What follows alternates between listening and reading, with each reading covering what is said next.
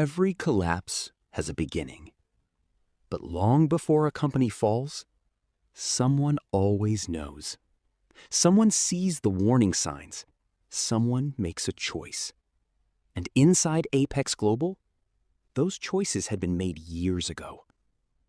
Jessica Tran didn't know it yet, but the secret she had uncovered inside the server room wasn't created overnight. It had architects, people who built it, protected it, and fed it for years. The first of those men was Marcus Webb, Apex Global's chief financial officer, the keeper of the numbers, the man who knew exactly where every dollar went. And on most nights, the man who couldn't sleep. Late that evening, long after the office lights had gone dark, Marcus sat alone inside his office. Only a single lamp illuminated the room. The rest of the tower disappeared into shadow. His phone buzzed. A message from Raymond Kane. Just 5 words. Third quarter numbers must show growth. Marcus stared at the message, then slowly looked toward a hidden folder on his computer. A folder no investor was supposed to see. A folder no employee was supposed to know existed. Inside were years of secrets. Shell companies, disguised transfers, hidden losses. A maze of numbers designed to make one thing look like another. For years, Marcus had convinced himself it was temporary. Just enough time to recover. Just enough time to save the company. Just enough time to make everything right again. But now, even him no longer believed it. The truth sat in front of him. Cold. Unavoidable. And for the first time in years, Marcus whispered the words he had been afraid to say. What have we done? The office remained silent. Because deep down, he already knew the answer. The lie had become bigger than the company itself. But Marcus wasn't the man who created it. He was simply the man maintaining it. The real danger was someone else. Someone who never lost sleep. Someone who never doubted. Someone who never looked back. Victor Stone. To employees, Victor was a respected auditor. To investors, he was a trusted advisor. To the public, he was a symbol of professionalism.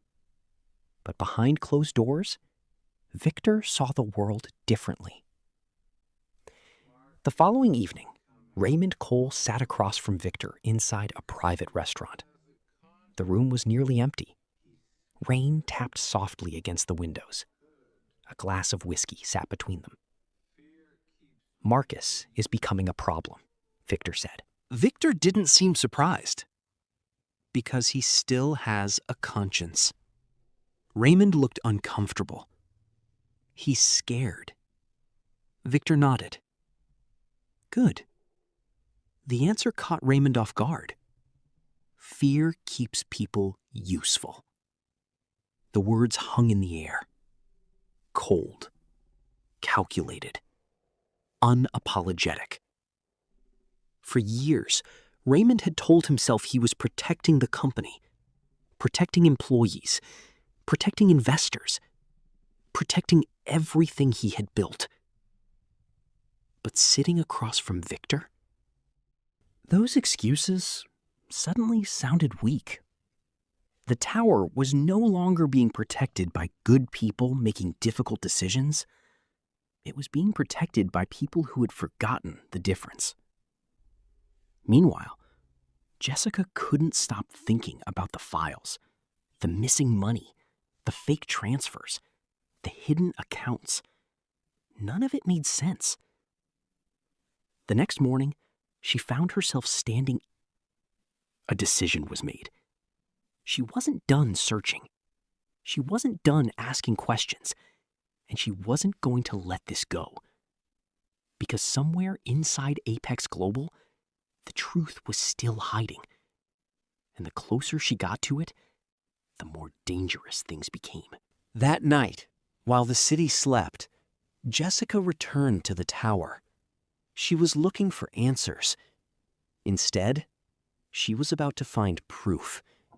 And once she saw it, there would be no turning back.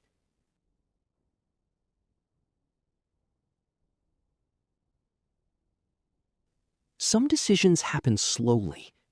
Others happen in an instant. For Jessica Tran, the decision came the moment Victor Stone walked away from that elevator.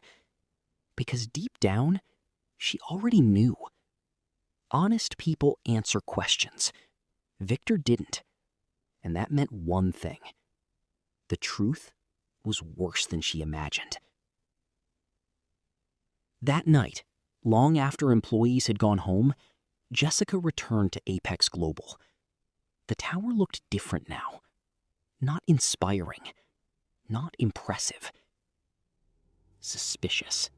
The same glass walls that once represented success now felt like a disguise. A beautiful mask hiding something ugly beneath. Jessica entered the nearly empty building.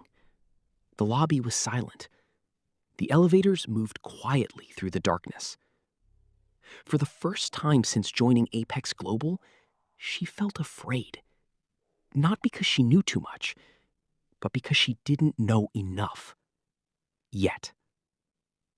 She made her way toward a restricted section of the company's internal archive system, a place few employees ever accessed, a place where old financial records were stored. At first, nothing seemed unusual. Quarterly reports, investor presentations, audit documents, thousands of files, thousands of pages. Then she found it. A folder hidden beneath layers of internal classifications. The name was ordinary, almost boring, which made it even more dangerous. Jessica opened it. And immediately understood why someone had buried it. Inside were transfer records, authorization documents, internal memos, emails, years of them. The deeper she looked, the worse it became. Billions of dollars had been moved, not accidentally, not temporarily, but systematically. Money taken from employee retirement reserves. Money that workers believed was protected. Money that represented entire lifetimes of savings. Thousands of people trusted Apex Global with their futures. And Apex had used that trust like a credit card. Jessica felt sick. She stared at the screen, unable to move, unable to look away. Because this wasn't just accounting manipulation anymore. This was betrayal. And someone had approved every step. Then she saw the signatures. Marcus Webb, Victor Stone. Executive approvals. Internal authorizations. The evidence was everywhere. The lie wasn't hidden. It was documented. Carefully. Professionally. Repeatedly. And suddenly, Jessica realized something terrifying. This wasn't the work of one person. This was the work of an entire system. A system designed to protect itself, no matter the cost, no matter who got hurt. Jessica quickly copied the files onto an encrypted drive, her hands trembling, her heartbeat growing louder. Every second felt dangerous. Every sound made her look over her shoulder. Because if someone discovered what she was doing, everything would change. Then she heard footsteps. Jessica froze. Someone was coming. The footsteps grew louder. Louder and closer. She quickly locked her screen. The office door opened. Marcus Webb stepped inside. For a moment, neither of them spoke. The room felt frozen. Marcus looked exhausted, more exhausted than Jessica had ever seen him. His eyes drifted toward her computer, then toward the drive in her hand, and immediately he understood. Jessica expected anger, maybe even threats. Instead, Marcus looked defeated, like a man staring at the consequences of his own decisions. "You shouldn't be here," he said quietly. You stole from them. Jessica stood her It's ground. not the same thing. It was supposed to be temporary. People trusted you. I know. That's the worst part. "Neither should this." She pointed toward the files. Marcus closed his eyes, just for a moment, as though he had spent years waiting for this exact conversation. People trusted this company. Marcus looked away. "I know." His voice barely rose above a whisper. "Because at first, we thought we could fix it." The answer hit harder than she expected. Not because it justified anything, because it sounded human, weak, flawed, desperate. The kind of mistake people make when they convince themselves they'll solve tomorrow's problem tomorrow. But tomorrow never came. Instead, the lie kept growing. Jessica looked at Marcus, and for the first time, she didn't see a villain. She saw a man drowning, a man trapped inside a disaster of his own creation. But sympathy didn't change the facts. Thousands of people were still going to lose everything. Marcus finally looked at her, and for the first time, fear appeared in his eyes. The following morning, she received a message from an unknown number.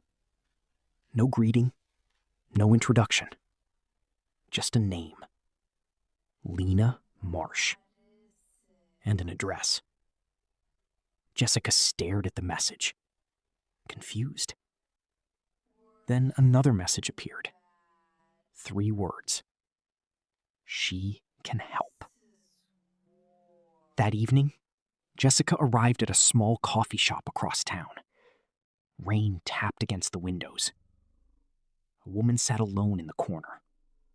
Laptop open, notebook beside her, watching the door. The woman looked up. Their eyes met, and immediately Jessica knew. This wasn't an accident. The woman stood, extended her hand. "I'm Lena Marsh." Jessica shook it. Then Lena said something that made Jessica's blood run cold. "I've been investigating Apex Global for 6 months." Jessica froze. Lena opened a folder.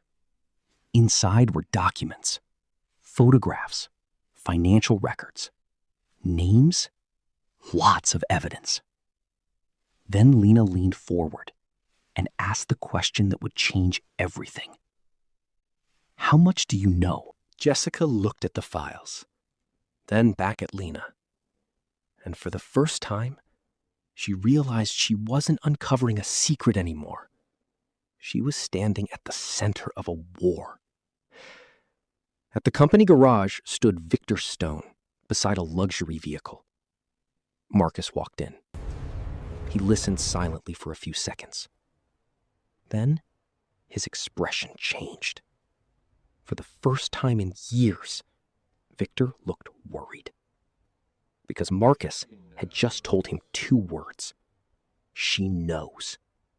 And Victor knew exactly who she was.